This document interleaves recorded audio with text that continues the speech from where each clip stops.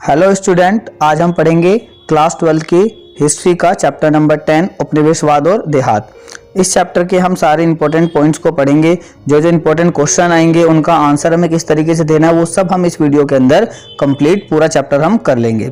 इसमें एनसीईआरटी के कोई भी टॉपिक, सारे टॉपिकों को इसमें कवर किया गया, किसी भी टॉपिक को नहीं छोड़ा गया है। अगर आप एक बार ये वीडियो देख लोगे तो आपको पूरा चैप्टर अच्छे समझ में आ जाएगा।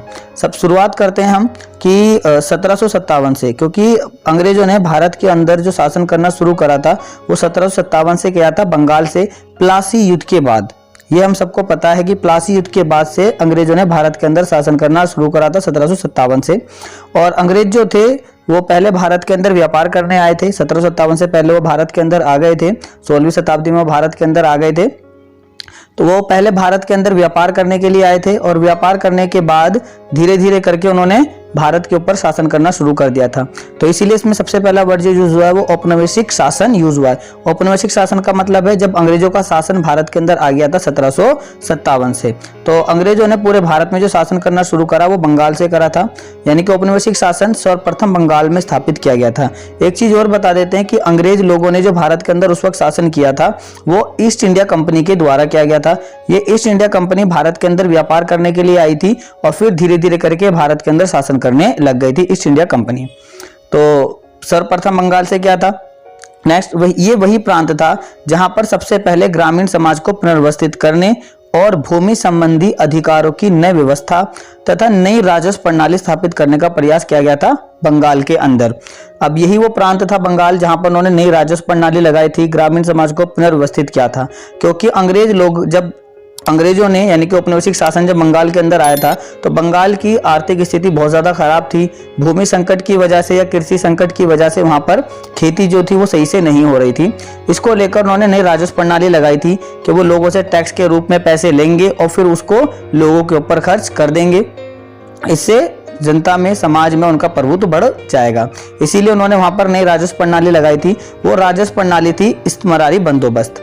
इस्तेमारी बंदोबस्त ये 1793 में राजस्व प्रणाली उन्होंने लगाई थी। राजस्व प्रणाली होती क्या है? राजस्व प्रणाली भूमि के ऊपर जो टैक्स लगाया गया था, खेती के ऊपर जो टैक्स लगाया गया था वो उसे राजस्व प्रणाली कहा गया था। तो ये इस्तेमारी बंदोबस्त उन्होंने लगाया था 1793 के अंदर बंगाल के अंदर। और वहां के जो बंगाल के गवर्नर थे उस टाइम पर वो थे कॉर्नवालिस। तो कॉर्नवालिस के समय में 1793 में इस्तेमारी बंदोबस्त लगाया गया था। इस्तेमारी बंदोबस्त को स्थायी बंदोबस्त भी कहते हैं क्योंकि इसके अंदर जो राजस्व की राशि थी उसको निश्चित किया गया था। वो भी हम बताएंगे कि इस्तेमारी बंदोबस्त में क्या क्या बातें रखी गई थी। तो सबसे पहले कब लागू किया गया था? 1793 में। कहां पर लागू किया गया था? बंगाल के अंदर। उस वक्त वहां के गवर्नर कौन थे? कॉर्नवालिस थे। और इस राजस्व प्रणाली को क्या बोला गया था? इस्तेमारी बंदोबस्त। तो कई बार पेपरों में क्वेश्चन पूछ लिया थे, तो ये एमसीक्यू में बहुत बार क्वेश्चन पूछ लिए जाते हैं। ठीक है। नेक्स्ट है इस्तेमारी बंदोबस्त लागू करने के बाद प्रारंभिक दशकों में जमींदार अपने राजस्व को अदा करने में बराबर कोताही बरतते रहे, जिसके परिणाम स्वरूप राजस्व की बकाया रकमें बढ़ती चली गई थी। अभी हम आगे ये भी बताएंगे कि जमींदार जो लोग थे वो क्यों टैक्स नहीं पे कर पा रहे थे, जबकि उन्हें पता था कि अगर वो राजस्व जमा नहीं करेंगे तो उनकी जमीनों को नीलाम कर दिया जाएगा। नेक्स्ट हम बात कर रहे थे सूर्यास्त विधि की। जैसे मैंने भी आपको समझाया कि ये जमींदारों द्वारा निश्चित तारीख की सूर्य अस्त होने तक भुगतान नहीं आता था तो जमींदारियों को नीलाम किया जा सकता था।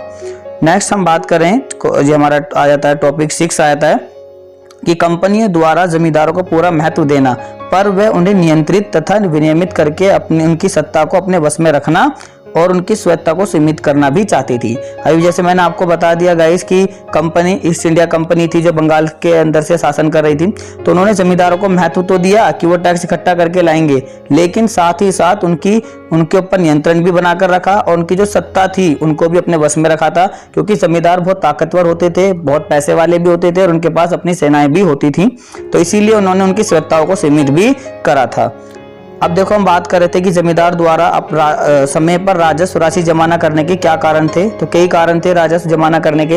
ये बहुत इंपॉर्टेंट क्वेश्चन है और बहुत बार पेपरों के अंदर पूछा जाता है। आप इस क्वेश्चन को अच्छे से कर लेना। अभी जैसे मैंने इस्तेमारी बंदोबस्त, स्थायी बंदोबस्त के बारे में बताया था, ठीक ऐसे ये भी बहुत इंपॉर्टेंट है इसके अंदर। इससे भी बहुत बार क्वेश्चन पूछे जाते हैं और ये क्वेश्चन एज इट इज ऐसे ही पूछ लिया जाता है पेपर के अंदर कि जमींदार जो थे वो राजस्व की राशि जमा ना करने में क्यों चूक कर जाया करते थे। ऐसे क्वेश्चन इसके अंदर पूछा जाता है। तो इसका पहला पॉइंट है कि प्रारंभिक मांगे बहुत ऊंची थी, यानी कि जो राजस्व लगाया गया था उसकी जो राशि थी वो बहुत ज्यादा थी, क्योंकि अंग्रेजों ने, ये जो कंपनी ने जो टैक्स लगाया था ये हाँ, तो इसमें पहला पॉइंट है कि प्रारंभिक मांगे बहुत ऊंची थी, कि जो राजस्व उन्होंने लगाया था, इस मरारी बंदोबस्त जो लगाया था, तो उसमें राजस्व की राशि को उन्होंने क्या कर दिया था, निश्चित कर दिया था कि आपको इतनी ही पे करनी है, ये फ्यूचर में कभी ना बढ़ाई जाएगी ना घटाई जाएगी। तो इसलिए उन्होंने जो राजस्व की राशि लगाई थी वो बहुत ज़्यादा थी, और इसलिए बोला गया कि इसकी प्रारंभिक मांगे बहुत ऊंची थी। इतनी ज़्यादा किसानों के पास इतना टैक्स होता ही नहीं था, कि वो इतने पैसे होते ही नहीं थे कि वो उनको पे कर पाए। दूसरा पॉइंट, ये मांग 1790 के दशक में लागू की गई थी, जब कृषि की उपज की कीमतें बहुत नीची थी, यानी कि जो किसान थे उनको इतनी इनकम ही नहीं हो पाती थी कि जितना उनके ऊपर टैक्स लगा दिया गया था, इसलिए वो पे नहीं करते थे। जब किसान पे नहीं करते तो जमींदार भी पे नहीं कर पाते थे, यानी कि वो भी दे नहीं पाते थे कंपनी को। तीसरा पॉइंट है इसमें, उनकी शक्ति राजस्व इकट्ठा करने व उसके प्रबंध तक ही सीमित थी, यानी कि जमींदार लोगों के पास सिर्फ इतनी शक्ति बची थी कि वो राजस्व को इकट्ठा कर सकते हैं या उसका प्रबंध कर सकते हैं, इसके अलावा वो कुछ और नहीं कर सकते थे। इसीलिए जमींदार लोग राजस्व की जो राशि थी वो जमा नहीं कर पाते थे। नेक्स्ट पॉइंट है हमारा कि अमला कौन होते थे। अमला जो होते थे वो जमींदार का एक अधिकारी होता था जो राजस्व इकट्ठा करता था। गाइस, ये तो आपको पता होगा भाई, जमींदार तो गांव गांव जाएगा टैक्स इकट्ठा करने के लिए, तो वो अपने एक एजेंट को भेजता था जिसका नाम होता था अमला। तो ये भी एमसीक्यू में 1 नंबर में क्वेश्चन पूछ लिया जाता है कि अमला कौन होते हैं। तो अमला जमींदार का वो अधिकारी होता है जो गांवों से टैक्स इकट्ठा करता है, राजस्व इकट्ठा करता है। नेक्स्ट है रैयत। रैयत कौन होते थे, तो ये शब्द का प्रयोग अंग्रेजों के विवरणों में किसानों के लिए किया जाता है। अगर ये एमसीक्यू में क्वेश्चन पूछा जाए कि रैयत किन्हें कहते थे, तो रैयत किसानों को ही कहा जाता था। नेक्स्ट है जोतदार। ये भी एमसीक्यू में बहुत बार क्वेश्चन पूछा जाता है कि भाई जोतदार किन्हें कहते थे, तो जो गांव के धनी किसान होते थे उनको जोतदार कहा जाता था। 11 पॉइंट है हमारा 5वीं रिपोर्ट। गाइज, ये बहुत इंपॉर्टेंट टॉपिक है हमारा इस चैप्टर का। इससे 99% क्वेश्चन बनता ही बनता है कि 5वीं रिपोर्ट क्या थी और इससे क्या हुआ था, ये क्या था। 5वीं रिपोर्ट से हमेशा क्वेश्चन पूछा जाता है, लॉन्ग क्वेश्चन भी पूछा जाता है और जो एमसीक्यू टाइप के क्वेश्चन होते हैं वो भी इससे पूछे जाते हैं। तो 5वीं रिपोर्ट क्या थी गाइज, एक ऐसी रिपोर्ट है जो एक परवर समिति द्वारा तैयार की गई थी। ये रिपोर्ट भारत में ईस्ट इंडिया कंपनी के शासन के स्वरूप पर ब्रिटिश संसद में 1813 में गंभीर वाद विवाद का कारण बनी थी। गाइज, इसको थोड़ा सा मैं आपको और समझाता हूँ डिटेल में कि भाई भारत के अंदर जो शासन कर रही थी वो ईस्ट इंडिया कंपनी कर रही थी। ईस्ट इंडिया कंपनी जो शासन कर रही थी, तो ईस्ट इंडिया कंपनी के सारे कामों की रिपोर्ट जो थी वो ब्रिटेन के संसद में जाती थी। और ब्रिटेन के संसद में जाकर उस पर सारे कामों पर वो बातचीत होती थी कि भाई ईस्ट इंडिया कंपनी किस तरीके से शासन कर रही है, क्योंकि ईस्ट इंडिया कंपनी को भारत में और चाइना में व्यापार करने का एक अधिकार था, तो इसीलिए उसके सारे कामों पर नजर रखी जाती थी। तो इन्हीं रिपोर्टों में से एक रिपोर्ट बनकर गई थी। ये रिपोर्ट में 5वें स्थान पर थी, जैसे रिपोर्ट 1, रिपोर्ट 2, रिपोर्ट 3। तो इसी प्रकार से ये जो रिपोर्ट थी ये 5वें नंबर पर थी। ये 5वें नंबर पर ये रिपोर्ट थी, तो इसलिए इसको 5वीं रिपोर्ट नाम दे दिया गया था। अब ये रिपोर्ट जो थी ये जितनी ज्यादा इंपॉर्टेंट क्यों हुई, क्यों इस पर इतना वाद विवाद हुआ, ये जो रिपोर्ट थी ये 1002 पन्नों की थी और ये 1813 में ब्रिटेन के संसद में पेश की गई थी। इसमें से 800 से भी ज्यादा पन्नों पर किसानों के, कलेक्टरों के, जमींदारों की अर्जियां थी और जैसे ही और इसके अंदर ईस्ट इंडिया कंपनी के कामों की आलोचना की गई थी। ईस्ट इंडिया कंपनी के कामों की आलोचना की गई थी और जैसे ही ये ब्रिटेन के संसद में पेश की गई तो वहां वैसे ही उसके ऊपर काफी बवाल हो गया था। इसीलिए इस चैप्टर के अंदर ये 5वीं रिपोर्ट का जिक्र बहुत बार किया गया। ये 5वीं रिपोर्ट को बहुत इंपॉर्टेंट रखा गया है क्योंकि इस रिपोर्ट के बाद ब्रिटेन संसद में काफी वाद विवाद हो गया था ईस्ट इंडिया कंपनी के कामों को लेकर।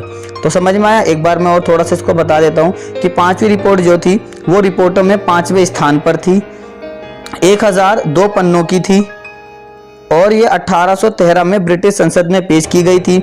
इसमें 800 से भी ज्यादा पन्नों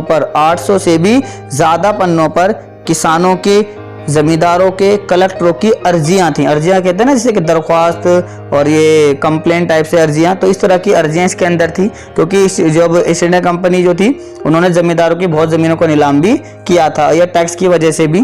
तो इसमें 5वीं रिपोर्ट में ईस्ट इंडिया कंपनी के कामों की आलोचना की गई थी, इसीलिए इस रिपोर्ट पर काफी वाद विवाद हुआ था। इसीलिए 5वीं रिपोर्ट इसमें बहुत अहमियत इंपॉर्टेंट थी, या इससे बहुत बार क्वेश्चन पूछा जाता है।